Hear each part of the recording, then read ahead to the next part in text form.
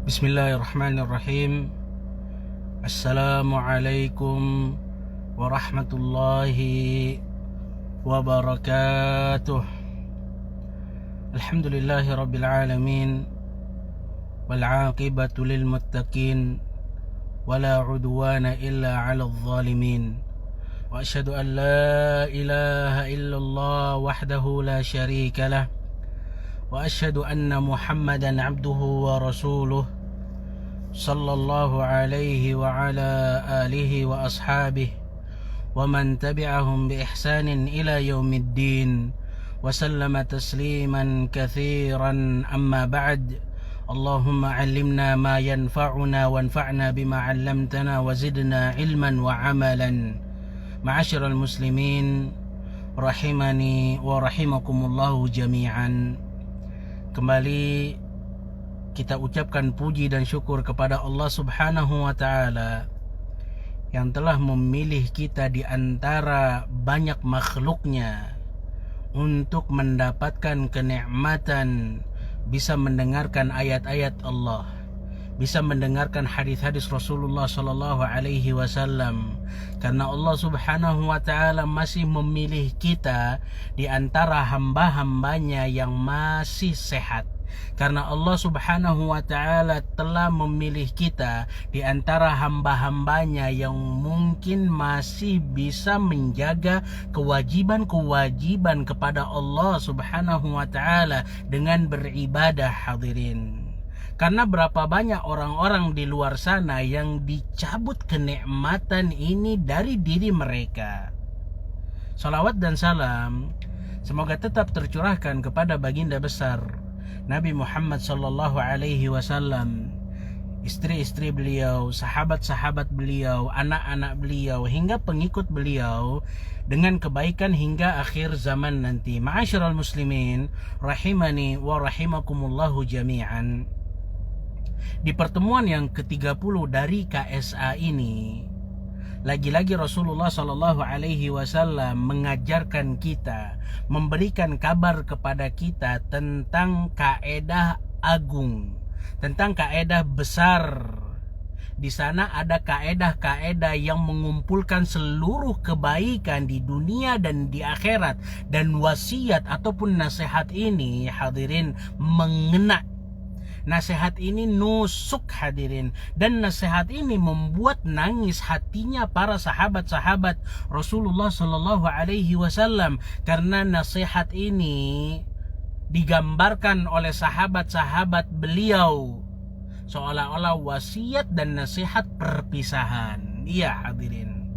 Maka dari itu kita sebagai umatnya Nabi Muhammad sallallahu alaihi wasallam harus mengetahui nasihat apa sih yang membuat hati para sahabat itu nangis, yang membuat nasihat-nasihat ini ngena dan nusuk serta masuk di hati mereka. Kata Abi Najih Al-Irbad ibn Sariyah, Rasulullah sallallahu alaihi wasallam pernah memberikan kami dengan nasihat yang agung, memberikan nasihat seolah-olah nasihat tersebut adalah nasihat perpisahan. Beliau akan pergi selama-lamanya. Maka kami pun berkata kepada baginda besar Muhammad sallallahu alaihi wasallam, wahai Rasulullah, ka'annaha mau'izatu muwaddi'in fa'ausina. Wahai Rasulullah, nasihat yang mengena ini, nasihat yang nusuk, nasihat yang membuat nangis kita ini, seolah-olah nasihat ini adalah nasihat perpisahan. Maka berikan kami nasihat yang betul-betul bisa membahagiakan kami di dunia dan di akhirat. Nasihat yang mengumpulkan kebaikan, hadirin. Nasihat yang disebutkan oleh para ulama jawami'ul wasiyah, kumpulan-kumpulan dari wasiat yang agung. Maka Rasulullah sallallahu alaihi wasallam nih, hadirin, memberikan 4 nasihat agung perpisahan kepada sahabat-sahabatnya. Kata Rasulullah sallallahu alaihi wasallam nih, hadirin, nasihat-nasihat ini penting, harus kita camkan dan harus kita lakukan, harus kita perhatikan. Karena berapa banyak orang-orang yang sudah nggak memperhatikan nasihat ini, Berapa banyak orang-orang yang tertipu sehingga mereka kurang paham dengan nasihat ini. Nasihat yang penting yang pertama, hadirin, kata Rasulullah sallallahu alaihi wasallam, usikum bitaqwallah. Aku mewasiatkan kepada kalian agar kalian selalu senantiasa bertakwa kepada Allah Subhanahu wa taala. Iya hadirin, kita hidup di dunia ini untuk beribadah kepada Allah Subhanahu wa taala. Kita hidup di dunia ini untuk mentauhidkan Allah Subhanahu wa taala. Maka jadikan apa-apa di antara diri kita dengan murkanya Allah Subhanahu wa taala itu sebuah tameng. Karena dengan ketakwaan nih hadirin, kita bisa bahagia di dunia dan di akhirat. Karena ketakwaan ini pula yang akan memberikan jalan keluar dari semua perkara-perkara sulit kita. Orang sekali Rasulullah Shallallahu Alaihi Wasallam itu masih diberikan wasiat untuk bertakwa hadirin. Maka dari itu kata para ulama nih hadirin, bertakwa itu bukan hanya sekedar melakukan amalan-amalan kebaikan. Bertakwa itu adalah anta'mala bi ta'atillah. Engkau melakukan ketaatan-ketaatan kepada Allah Subhanahu wa taala ala nurin minallah. Tentunya melakukan amalan ini sesuai dengan ilmu yang sudah diajarkan oleh Rasulullah. Roja'a thawabillah, dengan mengharapkan pahala dari Allah Subhanahu wa taala. Kemudian kita ninggalkan maksiat Allah Subhanahu wa taala dengan ilmu nih hadirin. Kenapa? Karena takut akan siksaan Allah Subhanahu wa taala. Disebutkan oleh para penyair, khalidz dzunuba saghiraha wa kabiraha dzakat tuqa. Tinggalkan dosa-dosa kecil, tinggalkan dosa-dosa besar. Inilah yang dinamakan ketakwaan. Kita perhatikan nih hadirin, ketika kita bertakwa kepada Allah Subhanahu wa taala, banyak hal-hal yang bisa kita dapatkan. Wa man yattaqillaha yaj'al lahu makhraja. Siapa yang bertakwa kepada Allah Subhanahu wa taala, Allah akan berikan jalan keluar. Maka inilah wasiat agung yang pertama agar kita mau bertakwa kepada Allah Subhanahu wa taala. Berapa banyak syariat-syariat itu ada, puasa dan amalan-amalan lain itu dengan tujuan agar kita bisa menjadi insan yang bertakwa hadirin. Lagi-lagi hadirin, yang harus kita perhatikan bersama-sama bahwasannya yang namanya ketakwaan melakukan apa yang Allah perintahkan atas dasar ilmu. Tentunya ini mencangkup semua hal, mentauhidkan Allah Subhanahu wa taala, salat 5 waktu, puasa bulan suci Ramadan, zakat, amalan-amalan lainnya. Dan ini pun menuntut kita untuk berilmu tentang ketakwaan itu sendiri. Bagaimana kita bisa bertakwa kepada Allah Subhanahu wa taala kalau kita nggak mengetahui ilmu tentang takwa itu? Maka nih hadirin, kita bertakwa kepada Allah Subhanahu wa taala dengan melakukan apa yang Allah perintahkan dan menjauhi apa yang Allah Subhanahu wa taala larang. Ini wasiat agung yang pertama. Wasiat agung yang kedua nih hadirin, yang gak kalah pentingnya. Di dalam wasiat yang kedua ini Rasulullah menggambarkan kepada kita tentang urgennya wasiat yang kedua. Kata beliau, was-sam'i wat-ta'ati wa in ta'ammara 'alaikum 'abdun habasyiyun. Maka dengarkan, taat kepada pemimpin-pemimpin kalian, walaupun nanti mungkin yang akan menjadi pemimpin adalah seorang hamba, seorang budak. Maka tetap wajib mendengarkan dan wajib taat hadirin. Di sini Rasulullah menggambarkan kepada kita, walaupun nanti yang akan menjadi pemimpin adalah seorang hamba. Ini menunjukkan kepada kita bagaimana Rasulullah Shallallahu Alaihi Wasallam memberikan semangat kepada kita, walaupun seorang hamba itu mungkin nggak mungkin jadi pemimpin. Seorang budak Itu nggak mungkin. Maka dari itu, di antara para ulama ada yang berkata al-mubalaghatu fi luzumi sam'i wa ta'ati lil 'abd wa in kana dzalika la yaqa'.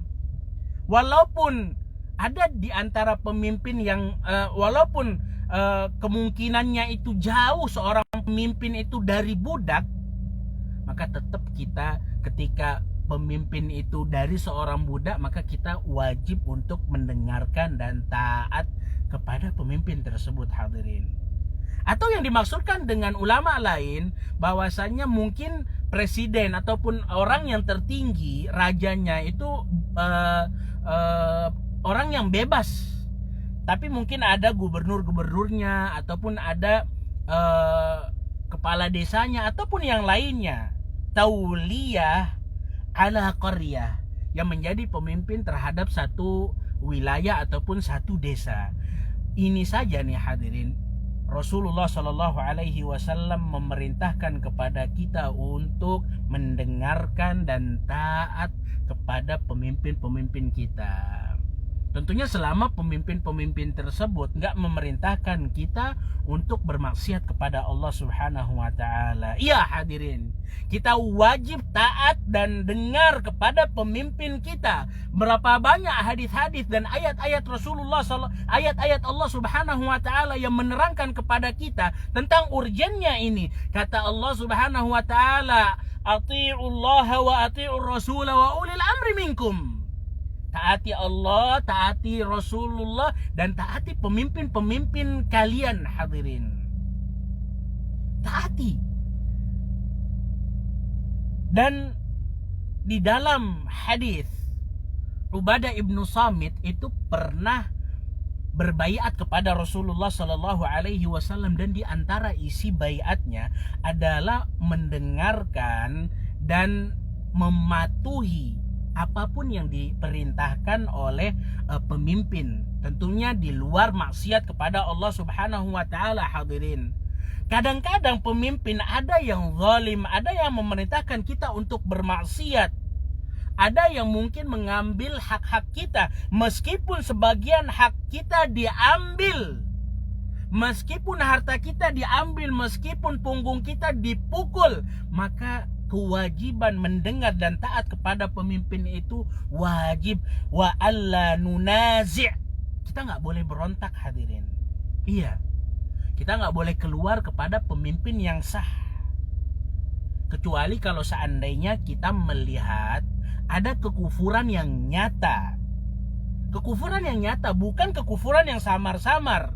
Jika seandainya kita melihat dari pemimpin kita maksiat, korupsi, ataupun yang lainnya, maka kita nggak boleh berontak, hadirin. Nggak boleh keluar. Bukan berarti kita membenarkan korupsinya, enggak. Tapi kita tetap mendengarkan dan tetap taat.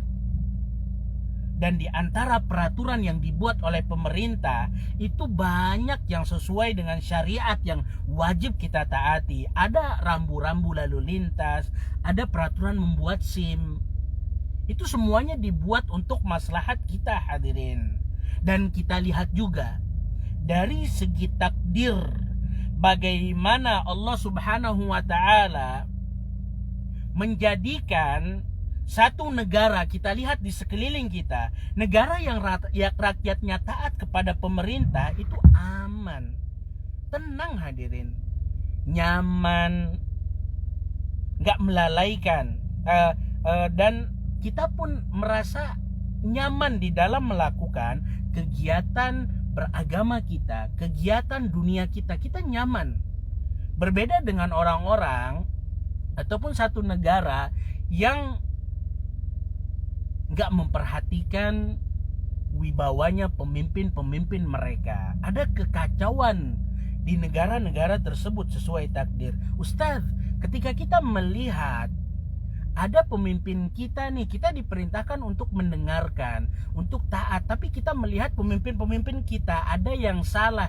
Ya hadirin, ketika kita melihat bahwasannya ada yang salah di antara mereka, kita nggak boleh memberontak dan kita nggak boleh membicarakan kejelekan-kejelekan pemimpin kita di depan halayak ramai. Walaupun mungkin ada di antara kita yang berhujah, yang termakan dengan syubhat. Ketika seseorang memberontak, membicarakan kejelekan dengan keberanian di mimbar-mimbar, di khutbah-khutbah, inilah amar ma'ruf dan nahi anil munkar. Bukan seperti itu hadirin. Ada kaedah-kaedah yang harus kita perhatikan di dalam menasehati pemimpin-pemimpin kita yang salah. Sebagaimana Rasulullah Shallallahu Alaihi Wasallam mengabarkan kepada kita, barang siapa yang ingin menasehati pemimpinnya yang salah, maka ambil tangannya, nasehatin secara pribadi, nasehatin dengan sembunyi-sembunyi. Nggak boleh kita membicarakan keburukan pemerintah di mimbar-mimbar ketika khutbah, enggak hadirin. Karena ada wibawa seorang pemimpin, wibawa seorang pemerintah yang harus kita jaga. Ketika kita menjelek-jelekan, artinya wibawa tersebut akan turun. Maka rakyat pun akan meremehkan wibawa tersebut, dan jadinya nggak akan taat hadirin. Maka mendengarkan dan taat kepada pemimpin nggak bertentangan sama sekali dengan amr bil ma'ruf dan nahi anil munkar. Ketika kita melihat salah pemimpin kita, nasihati hadirin. Kalau seandainya kita bisa nasihati pribadi, kita kenal nasihati. Kalau nggak bisa to the point ataupun berbicara langsung dengan surat menyurat. Intinya bagaimana kita menjaga wibawa pemimpin kita agar nggak jatuh, sehingga dengan jatuhnya wibawa pemimpin, rakyat pun akan ikut meremehkan. Ini wasiat dan nasihat agung yang kedua nih hadirin. Yang ketiga, kata Rasulullah sallallahu alaihi wasallam, fa innahu man ya'ish minkum ba'di fasayara ikhtilafan katsiran fa 'alaikum bi sunnati wa sunnatil khulafa'ir rasyidin al mahdiyyin min ba'di 'addu 'alaiha bin nawajidh. Kata Rasulullah, di antara kalian yang usianya panjang itu akan mendapatkan banyak perpisahan-perpisahan, banyak ikhtilaf, banyak perpecahan-perpecahan, banyak perselisihan. Entah itu perselisihan dalam cara beribadah, perselisihan dalam akidah, perselisihan dalam hal-hal manapun. Ini menunjukkan bahwasannya Rasulullah Shallallahu Alaihi Wasallam itu diberikan tanda kenabian. Beliau mengabarkan kepada kita bahwasannya akan ada kelompok-kelompok, akan ada perpecahan di antara umatku. Maka jalan satu-satunya yang menunjukkan kita untuk semangat adalah dengan berpegang teguh terhadap sunnahnya Rasulullah Sallallahu Alaihi Wasallam dan sunnahnya Khulafa ar-Rasyidin, sunnahnya Abu Bakar, sunnahnya Umar, dan sunnahnya sahabat-sahabat Rasulullah. Kita pegang erat tuh hadirin sunnah-sunnah mereka. Kita pegang erat bagaimana i'tiqad akidah-akidah mereka. Kita pegang erat bagaimana amalan-amalan mereka di dalam beribadah kepada Allah. Kita pegang erat bagaimana perkataan-perkataan mereka. Karena banyaknya perpecahan nih hadirin. Ini sudah dikabarkan oleh Rasulullah Shallallahu Alaihi Wasallam. Barang siapa di antara kalian yang hidup jauh, hidup diberikan usia yang panjang, fasayara ikhtilafan katsiran, dia akan mendapatkan banyak perpecahan. Iya hadirin, kita lihat realita kita di tengah masyarakat kita. Banyak kelompok-kelompok yang memiliki keyakinan-keyakinan yang mungkin salah, keyakinan-keyakinan yang bertentang dengan keyakinannya Rasulullah dan para sahabatnya. Ketika Rasulullah mengabarkan bahwasanya Al-Quran itu udah sempurna, ada kelompok-kelompok yang mengatakan Al-Quran belum sempurna, Al-Quran dirubah-rubah. Ketika Rasulullah dan Allah Subhanahu wa Ta'ala memberikan kabar gembira, memberikan rekomendasi kepada sahabat-sahabatnya, ada kelompok-kelompok yang berusaha untuk menjelek-jelekan sahabat-sahabat Rasulullah Shallallahu Alaihi Wasallam. 73 kelompok kata Rasulullah sallallahu alaihi wasallam, wa sataftariqu hadhihi al-ummatu ala 73 firqah. Ada 73 kelompok di dalam umat Islam. Maka yang selamat, lagi-lagi Rasulullah memberikan solusi kepada kita, ma ana alaihil yauma wa ashabi. Orang-orang yang tetap berpegang teguh terhadap apa yang sekarang aku dan para sahabatku, dari keyakinan-keyakinan, dari akidah-akidah, dari cara beribadah, dari cara berkata, dari cara menjaga hubungan dengan Allah dan Rasulnya, dari cara menjaga hubungan dengan Allah dan manusia. Ini yang harus kita tiru, dan kita nggak akan mungkin sampai kepada derajat itu secepat kilat. Harus belajar, hadirin, nikmati prosesnya. Fa'alaikum bisunnati wa sunnatil khulafa'ir rasyidin al-mahdiyyin min ba'di, 'addu 'alaiha bin nawajid. Jadi ketika kita sudah menemukan sunnahnya Rasulullah dan sahabat-sahabatnya khulafa' rasyidin, 'addu 'alaiha bin nawajid, pegang teguh tuh sunnah-sunnahnya, jangan dilepas, hadirin. Ini wasiat penting yang ketiga. Kemudian wasiat yang terakhir nih, hadirin, wa iyyakum wa muhdatsatil umur. Hati-hati apa-apa yang dibuat baru di dalam agama Islam. Apalagi yang baru itu nggak ada dasarnya, nggak ada dalilnya. Ini yang menyebabkan kita berikhtilaf, hadirin. Ini yang menyebabkan kita berpecah belah. Kita lihat bagaimana seorang Ibnu Umar ketika beliau berkata, setiap perkara-perkara baru di dalam agama itu pasti sesat, meskipun dalam pandangan kita hal itu baik. Kan kita sudah tahu nih, menentukan satu amalan itu ibadah atau enggak bukan hanya sekedar dengan niat baik kita. Harus ada cara yang baik juga yang sudah diajarkan oleh Rasulullah Shallallahu Alaihi Wasallam. Dan kita lihat juga bagaimana gurunya Imam Syafi'i, Imam Malik, kata beliau, man ibtada'a fil Islam bid'atan yaraha hasanah faqad za'ama anna Muhammadan khana risalah. Barang siapa yang menyangka di sana ada ajaran yang belum disempurnakan atau ada amalan yang baru yang harus dibuat dan amalan ini baik, maka ia telah menyangka bahwasanya Nabi Muhammad gak amanat di dalam menyampaikan risalah. Karena Allah Subhanahu wa taala ketika menurunkan al-yauma akmaltu lakum dinakum wa atmamtu alaikum ni'mati wa raditu lakumul Islam dinan.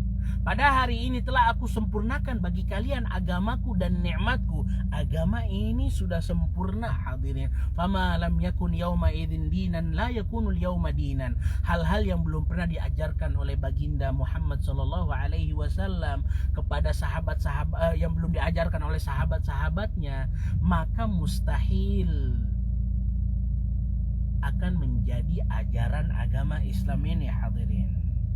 Dan mungkin di antara kita ada yang menyangka bahwasanya di sana itu ada dalil-dalil perbuatan-perbuatan baik. Seperti hadis man sanna fil islami sunnatan hasanah. Barang siapa yang membuat sunnah di dalam agama Islam ini dengan cara dan sunnah yang baik, maka dia akan mendapatkan pahala dari orang tersebut sampai ada orang-orang yang mengikuti amalan tersebut. Hadirin, yang dimaksud dengan hadis ini adalah barang siapa yang memulai satu amalan sehingga orang ini dijadikan qudwah di dalam melakukan amalan tersebut. Kita lihat bagaimana Rasulullah Shallallahu Alaihi Wasallam ketika mengucapkan hadis ini, itu Rasulullah Shallallahu Alaihi Wasallam menyemangati sahabat-sahabatnya untuk bersedekah. Maka ada seorang sahabat yang mulai sedekah. Maka yang mulai inilah yang mendapatkan pahala dari orang-orang yang mengikutinya. Maka dari itu, hadirin, jangan sampai kita salah memahami arti Mungkin ada di antara ulama-ulama kita yang membagi bahwasanya di sana itu ada perkara-perkara yang baru, yang hasanah, yang baik. Ketika ada perkataan ulama bertolak belakang dengan perkataan Ibnu Umar, maka mana yang kita dahulukan, hadirin? Inilah 4 wasiat agung, 4 nasihat yang mengena, nusuk, serta membuat nangis. Semoga kita bisa memperhatikan 4 nasihat ini. Lagi-lagi kalau seandainya nggak takut kepanjangan, maka masih banyak poin-poin penting yang ingin disampaikan. Akan tetapi yang sedikit ini semoga bisa bermanfaat bagi pembicara pada khususnya dan para hadirin. Aqulu qawli hadza wa astaghfirullah li wa lakum wa lisairil muslimin. Assalamualaikum warahmatullahi wabarakatuh.